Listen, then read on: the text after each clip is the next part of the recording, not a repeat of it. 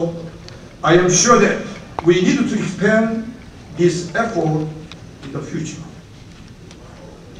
During the 4 days of UKC 2006, I hope all participants benefit from discussions on various subjects of common interest, and this conference serves as a catalyst for bringing science and technology cooperation of the US and Korea to the next level.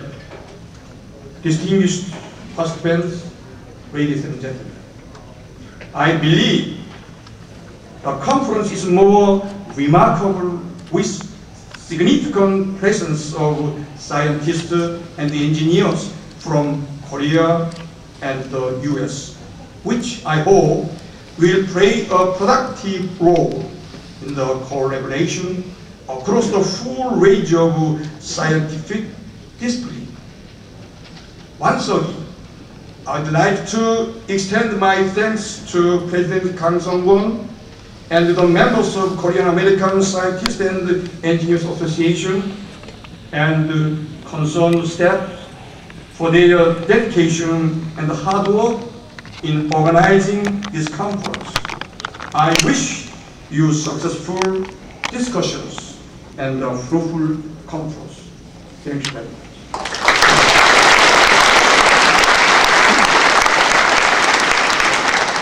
Thank you very much, Honorable Dr. Kim.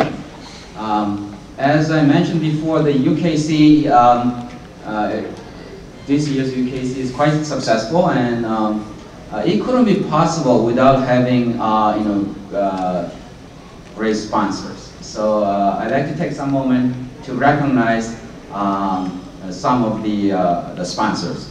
We have a diamond level sponsors, so let me recognize the representative of each sponsoring organization.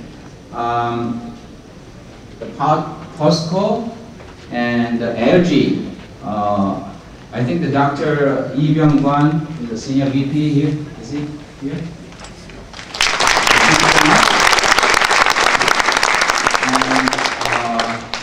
Dr. Won Seok Cho, Hyundai America, the President of Hyundai America. Thank you very much. From Samsung Electronics, Dr. Jungi Kim is a Senior VP. Thank you very much. And then so we have, I think we introduced that. And then, oh sorry, I missed that. COSCO. COSCO is a Korea-US Science Cooperation Center. I'd like to recognize Dr. Kwon Oh-ga. He's a chairman. Also, I'd like to recognize the Professor Sung-Kwon Lee. He's a director, the executive committee chair. Professor Sung-Kwon Lee here. Thank you. At the gold level, we have a representative from SK Telecom US, Dr. Choi Young-moon.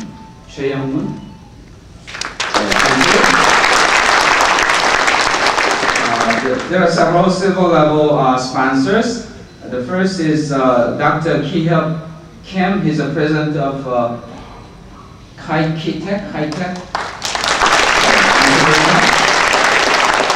And we have Dr. Kim Dong-hwa from KIST. He's the president of and then we have several the bronze level sponsors, as you see over there.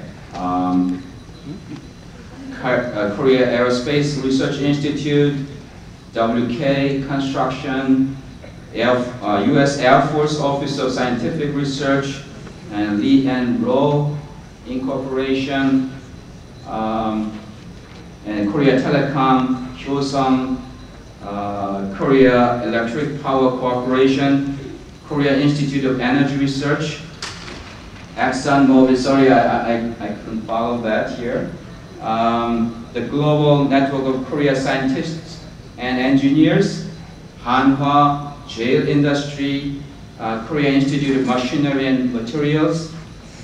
I think I think I covered all the bronze level. And let us give them a big hands again. Thank you very much.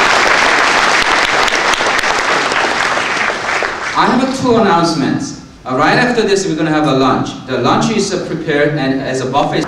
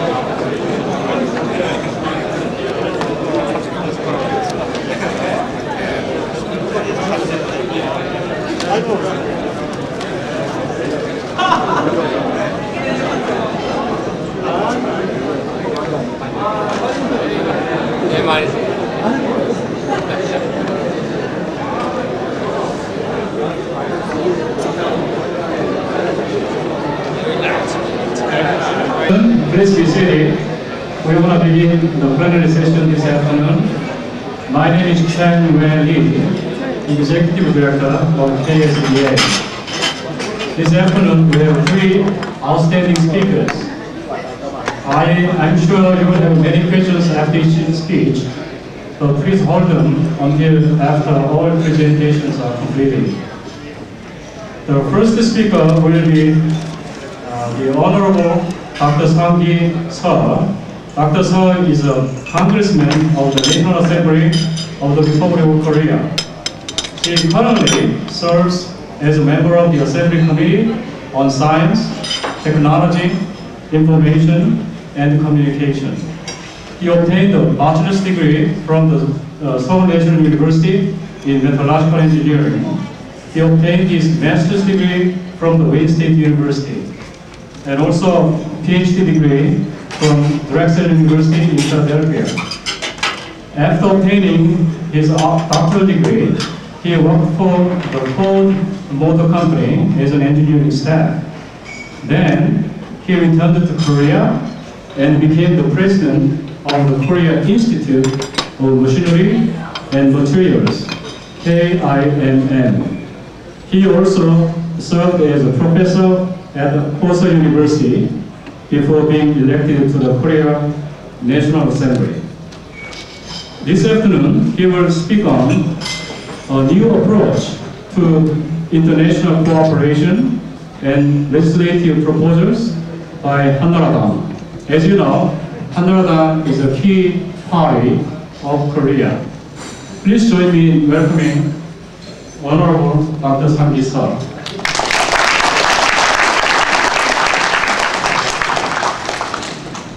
Thank you, Dr. Lee, for your kind introduction. Good afternoon, ladies and gentlemen, distinguished guests.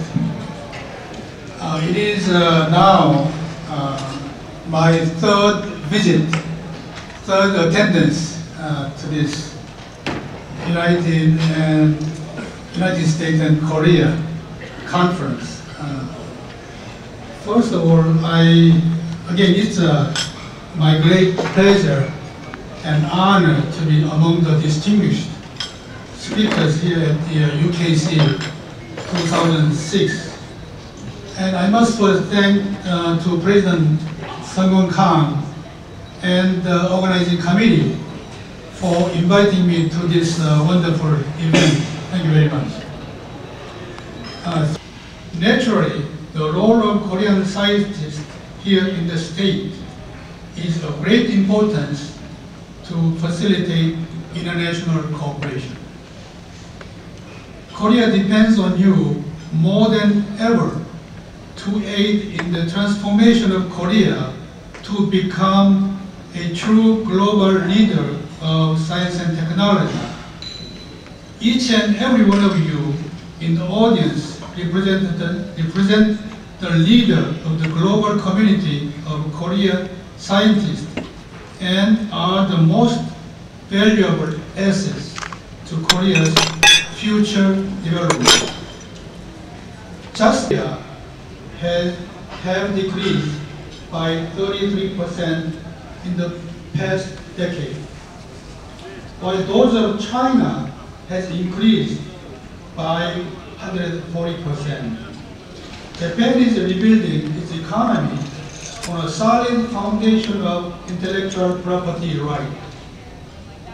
China is trying to expand its worldwide ethnic Chinese network to further fuel its rapid development, and India is losing no time in transforming into a global software powerhouse. With just a year and a half remaining in the presidential term, however, we cannot afford to lose any more time and must plan for the future now. This is the time for the majority and minority parties to plan and prepare new policies for the upcoming presidential elections and to establish the platform for building a strong consensus for the need for a major policy reform regarding science and technology development. In support for making a greatly needed changes in the Korean science and technology environment, I would like to remind you my talk at UKC 2005 about so-called first-class policy, which is a set of new science and technology policies envisioned by Hanara Party, which I belong to. Due to the time limitation, I would just like to introduce the laws we plan to make.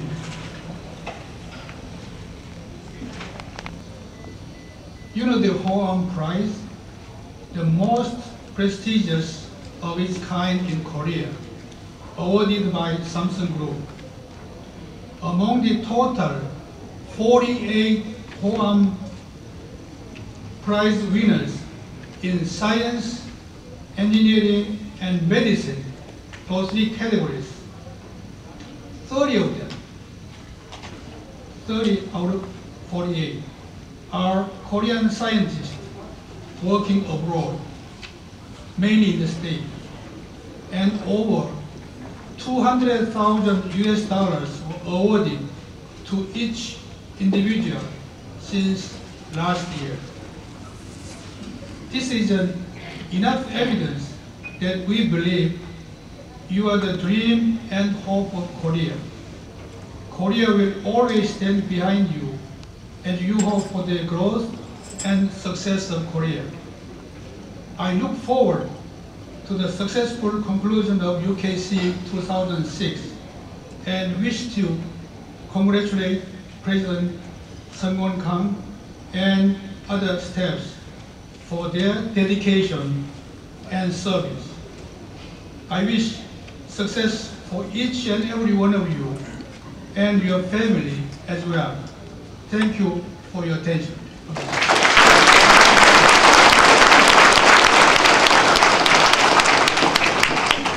Thank you, Congressman Dr. Seo. I think my understanding is that the next speaker will be Dr. Richard Hacker.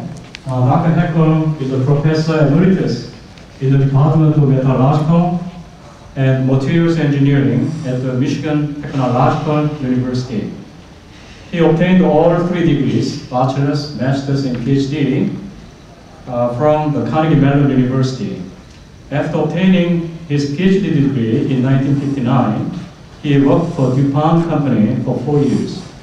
Since then, he began his academic career, first at the Drexel University, followed by Carnegie Mellon University and Michigan Tech. At the Carnegie Mellon, he became the head of the Department of Metallurgy and Material Science. He served as a visiting professor at a university in China and also involved with government projects such as serving as a member of the United States and the USSR Special Electrometallurgy Committee, and also worked on a project of the US Department of Energy. Professor Heckel's research topics have been centered on materials processing. They included such topics as composite materials, powder metallurgy, diffusion coatings, and alloy oxidation phenomena. But he's not going on this hot topic. This afternoon, he will speak on historical trends and near-term predictions and statistics on degrees, enrollments, and research expenditures for engineering education in the United States. Please join me in welcoming Dr. Heckel.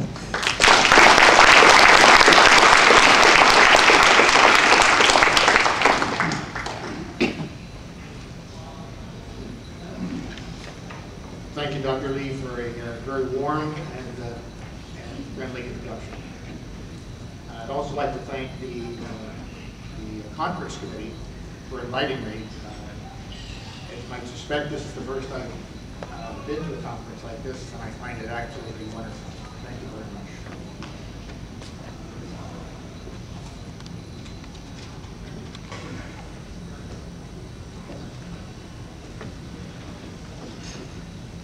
I'll focus on degrees. Close to the microphone. Is that better? That is basically why. I'm going to focus on degrees from the standpoint of basically historical trends, and look at also information on research expenditures, expenditures basically for graduate study research. Look at a very important topic, as you will see, in terms of foreign national involvement in U.S. engineering programs, and then take a look at enrollment data to give us some idea of where things might be going in the future.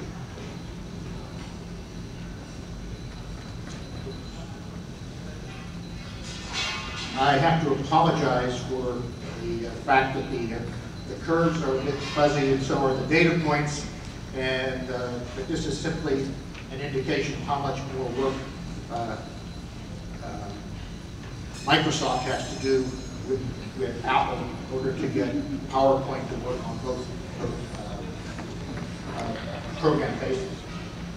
The first slide shows the changes in undergraduate